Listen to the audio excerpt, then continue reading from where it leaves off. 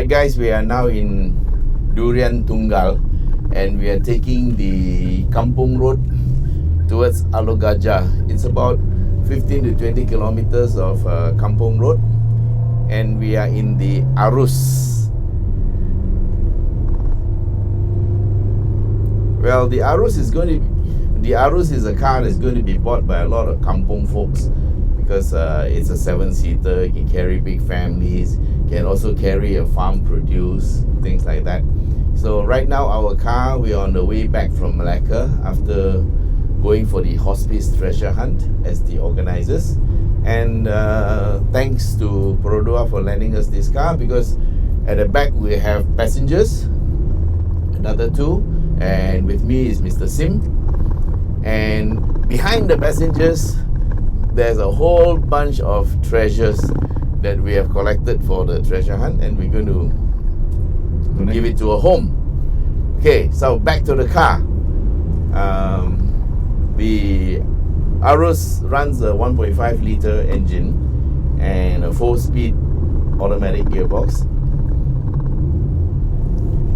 And this is the same engine that's found in the Myvi 1.5, also the same engine that you find in the Vios, you know. So this is a very reliable engine. And of course, the mechanicals of this vehicle, in fact the entire body frame and all that, is the same as the Toyota Rush. So we drove the car down to Malacca yesterday, and now we're on the way back, and we're just checking it out on this B road, yeah. And one thing is for sure, this is a highly versatile vehicle. The only thing is you can't be in a rush when you're in the Aruz. Same thing in the Rush too. Sounds funny, but it just came out like that. Well, it's quite a decent car to drive when you're going. We're going at about 100 kilometers per hour. Okay, and this is B road, and I can tell you the Aruz takes it very well, no problem. At 100 kilometers per hour, the engine is pulling at about 3,000 RPM. Yeah, 3,000 RPM is quite reasonable. A little bit low geared because, well, this car originates from Indonesia, you know, and in Indonesia they have big families and they carry a lot of stuff. So it can carry a lot of weight and still have power. It may not have the speed, but it'll have the power. And so with a 4-speed box, the engine does labor a little bit when you're accelerating, because the car just shifts down to third gear to give it more power, of course, and then you can hear the engine roar go up a little bit, so the RPM may go up to 4,000, 4,500 or even 5,000, but that's okay. Now if you are not in a rush, I like that, and you drive like we are doing now, we're going at about 60 kilometers per hour, and we are following a van in front, and there's another car, and this is a Kampung Road, you know, we are somewhere near Krubong. So driven at this speed, the car feels very nice, and I would say that 90%, 95% of the people who buy this car will be typical family people or who live in the outskirts, and they will be driving at this speed, because if you look at the traffic in front of us, they are driving at this speed, right, Mr. Sim? Correct. So at this speed is very Malaysian, yeah, and it's very relaxing driver. You feel very good. You sit higher, but it feels quite stable. And our fuel consumption up to now, because I reset it when I took the car, we are averaging 13.1 kilometers per litre. Okay, Mr. Sim, do some work. Oh, very, very fuel economy. Okay, 12.5 kilometers per litre will give you 8 litres per 100, right? So 13 will be about 7 point something. No, this is 30 km, 13 km. 13 km per litre lah. Yeah. So if you talk litres per 100, so it must be 100 divided by 13.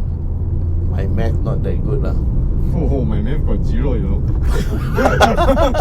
Wait.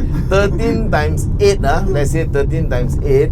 10 times 8 is 80. 3 times 8 is 24. 104 lah. So it cannot be 8 liters per 100. It has to be 7.9 or 7.8 lah, around there lah. Around 7. Okay, 7 this is the level of math we're going to go up to. Okay, so that means that it's under 8 liters per 100. Yep. And to me, that is quite reasonable. So what kind of speeds were you hitting yesterday? 120, 130? Yeah, highway I mostly keep on 110 lah. Oh, Yeah, okay. Yeah, keep on that. But we met a very heavy traffic on Alo Gajah. Oh yes, yeah, in the jam. Because it's weekend and the traffic is terrible. Yeah. Weekend don't come Malacca. Yes. Very important.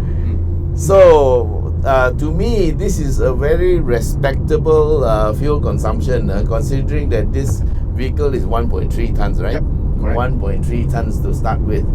And yesterday we had 4 people and luggage for one overnight stay. And today we have a bit more.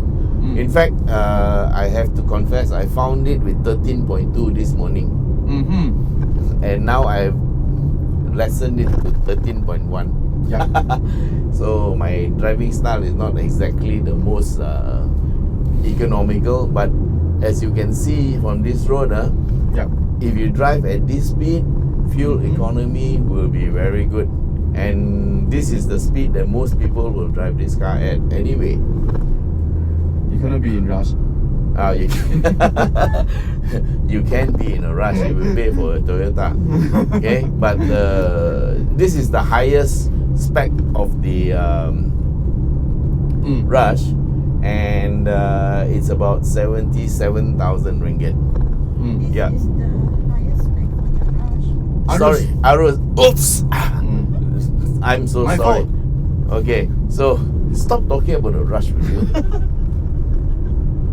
We are not in a rush. We got a friend in front of us. So thank you very much, my boss sitting at the back. Okay, so this is the highest spec Aruz, and it costs 77,000. Right. Now the equivalent to this would be the Rush, which is about 97 something. Yeah, almost 98,000 or thereabouts. Yeah, and there is a 20,000 ringgit difference between the Aruz that we are in and the top spec Rush. This is the top spec Aruz, and what the Rush has in addition is some differences in the trim and all that. They have a different head unit from here, and they have blind spot information bliss system, and they have one more item that's extra, and what's that? I think it's 360 camera. Yes, they have a 360 camera, 360 degree camera. Now this one only has a reverse camera, so that is the difference. Of course, one is a Perodua, and this is the Perodua, and the other one is a Toyota. So it's a 20,000 ringgit difference, and as I said in a previous video, whether you should buy this or that, you know, it all depends on your brand loyalty and your brand perception. There will be some people who like the Toyota brand and the Toyota service network, and then they will pay the difference, yeah. And there are some who are very familiar with Perodua, and they are very happy with Perodua, and they will just buy the Perodua, the Aruz. So there you go.